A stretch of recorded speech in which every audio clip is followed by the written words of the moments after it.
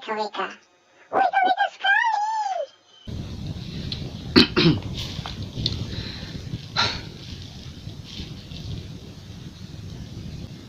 Salam untuk rakyat Wika Wika. Saya di sini akan membahas uang itu bisa menyebabkan kematian. Kok bisa? Mari kita bahas. Apa itu uang? Dilansir di wikipedia.com, uang dalam ilmu ekonomi tradisional didefinisikan sebagai setiap alat tukar yang dapat diterima secara umum. Alat tukar itu dapat berupa benda apapun yang dapat diterima oleh setiap orang di masyarakat dalam proses pertukaran barang dan jasa. Tapi menurut saya uang itu tidak hanya dipakai untuk membeli barang, membayar jasa. Tidak hanya itu, uang biasa dipakai untuk menyogok juga. Misal, contoh, Anda di sekolah ingin mendapat nilai 100, tapi Anda bodoh. Lalu bagaimana caranya agar guru itu menilai dengan nilai 100? Anda harus masuk ke ruang guru, lalu sogoklah guru itu dengan uang. Uangnya masukin ke mulut gurunya. Dijamin nilai Anda 100. Dijamin. Silahkan coba kalau tidak percaya. Dan uangnya harus 100 ya. Jadi kalau uangnya 50.000, ya nilai Anda 50. Kalau uangnya 10.000, ya nilainya 10. Jadi tergantung Anda mengasihnya berapa. Mungkin kalau Anda kasih 1 juta, ya 10 mata pelajaran nilainya 100 semua pasti. Silahkan dicoba. Dan seseorang itu mati, dan uang menyebabkan kematian seseorang karena di mana kita mencari uang. Mencari uang itu banyak tempatnya.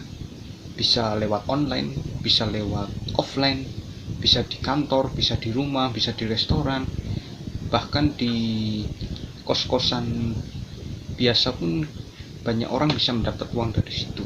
Tapi halal atau tidak tahu. Mungkin di kos-kosan buka jasa memasak nasi goreng kan halal. Tapi kalau aplikasi micet terus bertemu di kos-kosan itu biasanya haram. Wika-wika sekali. Kenapa kita butuh uang? Kebutuhan dasar seperti makanan, kemudian tempat tinggal, baik itu rumah sendiri maupun mengontrak, membutuhkan uang untuk mengaksesnya. Dan inilah kenapa setiap kita harus kerja dan gak boleh malas-malasan. Kalau gak kerja, gimana bisa dapat uang untuk memenuhi kebutuhan dasar tersebut? Bahkan orang mau pesen apa ya? Lupakanlah.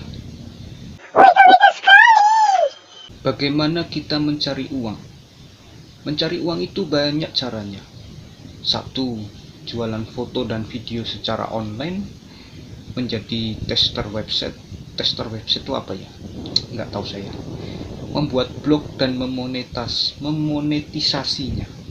Membuat blog itu seperti Anda membuat website dan Anda menulis banyak artikel di situ. Mungkin artikel pertama Anda adalah judulnya "Kenapa saya terlahir miskin?" Mungkin begitu. Memulai bisnis dropshipping. Dropshipping itu adalah kalian menjual barang orang tanpa Anda membeli. Jadi seperti Anda itu adalah perantara. Anda hanya menawarkan, ada yang beli, Anda lapor ke pusat mengirim barang, uang Anda terima, uang kirim ke lupakan. Gabung program afiliasi. Ya banyak website seperti amazon.com itu kan mereka membuka sebuah afiliasi ya. Shopee juga membuka afiliasinya, berbagai macam website dan macam-macam pokoknya. Menyediakan jasa penulisan, memulai bisnis, dan masih banyak lagi. Yang jelas jangan jadi lonte ya, jangan itu. Berapa uang yang harus kamu tabung tiap bulan? perharinya kita itu disarankan untuk dilansir dari livepal.id, kita disuruh menabung minimal per hari 5.000.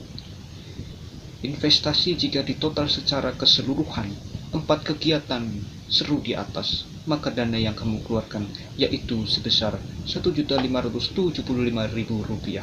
Nah, uang yang terkumpul dalam 1 tahun dengan menabung Rp5.000 yaitu 1,8 juta. Hanya menabung 5.000 per hari, dalam setahun Anda bisa mendapatkan 1,8 juta. Wah, kecil banget. Kapan kita menggunakan uang? Uang pertama kali digunakan oleh orang-orang dari kerajaan Lydia. Bangsa Lydia dipercaya pernah tinggal di kawasan yang saat ini menjadi wilayah Turki dan menggunakan uang sebagai alat tukar sekitar 1000 sebelum Masehi. Sebelum Masehi, mungkin zaman dinosaurus kayaknya.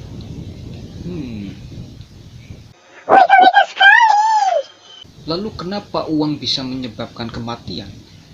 Dan inilah pembahasannya. Ada seseorang bernama Scott Young. Dia adalah miliarder asal Rusia. Scott Young ini menimbulkan kesan horor bagi banyak orang.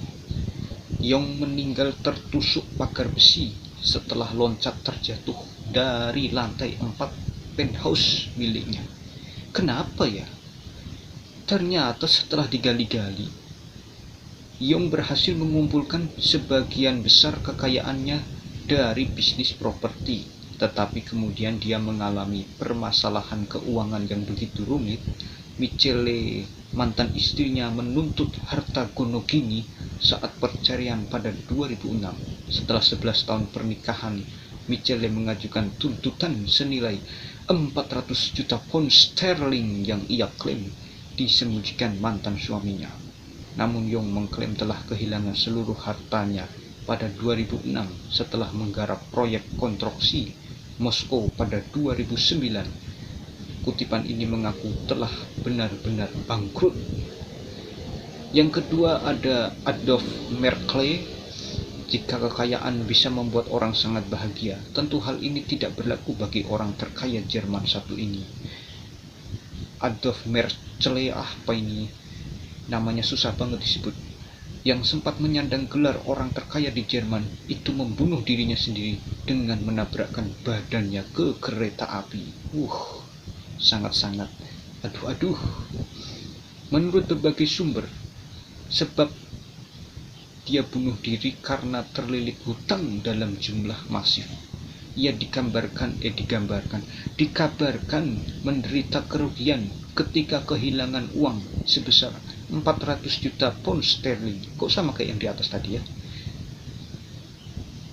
Jadi gara-gara utang sebesar itu dia bunuh diri, menabrakkan badannya ke depan kereta api. Kasihan kereta apinya itu, bersalah besar itu. Yang ketiga ada Otto Beisem. Otto Beisem adalah miliarder Jerman juga. Dia memutuskan untuk mengakhiri hidupnya pada tahun 2013 setelah menderita penyakit yang tidak diketahui dan tidak dapat disembuhkan. Pada saat itu ia memiliki kekayaan sebesar 3,3 miliar US dollar. Kekayaan ini didapat berkat 10% sahamnya di pusat perbelanjaan Metro. Metro apa nih? Metro TV? Bukan kali ya. Yang keempat ada Su Ming. Su Ming adalah miliarder asal Cina yang didakwa atas kasus penyuapan. Siapa nih yang disuapin dia? Suaminya kan? Atau istrinya? Ini laki atau perempuan sih? Kasus penyuapan dikabarkan meninggal dunia dalam penjara. Jadi dia itu terkena kasus penyuapan, masuk penjara, terus dia mati di dalam penjara. Dia pria berusia 44 tahun ini diduga meninggal akibat serangan jantung mendadak. Serangan jantung mendadak.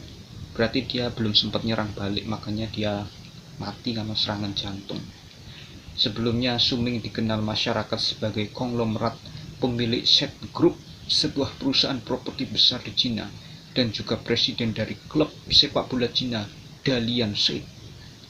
Namun citranya di masyarakat berubah negatif semenjak turun menjadi politikus lagi, dan merupakan dalang di balik pemerintahan yang tidak jujur. Sudah jelas tikus kan memang tidak baik. Politikus dijadikan parlemen pemerintahan, ya kan aneh gitu loh. Berharap mendapatkan sikap yang baik dari politikus itu adalah hal aneh, kecuali Anda meminta perbuatan baik pada poli manusia, itu baru benar. Politikus kok diharapkan menjadi baik. Dan yang kelima adalah Jesse Livermore, lahir di Massachusetts. Jesse Livermore yang dikenal sebagai trader misterius ini mulai mengenal pasar saham di usia 14 tahun. Sangat kecil umurnya. Ketika ia melarikan diri dari rumah dengan hanya berbekal $5. Ia mampu menjadi orang terkaya berkat kemampuannya menjadi pialang saham. Namun hal tersebut tidak berlangsung lama, hingga pada tahun 1929 pasar saham Amerika Serikat jatuh cinta. Bukan itu maksudnya. Livermore dinyatakan bangkrut pada 1934. Tidak jelas mekanisme penyebabnya, namun diduga ia banyak menggunakan utang untuk trading saham. Miliarder ini kemudian mengakhiri hidupnya dengan menembak kepalanya. Gara-gara tradingnya pakai uang utang lagi. Indah kan saja tidak pernah menyuruh kita trading dengan utang.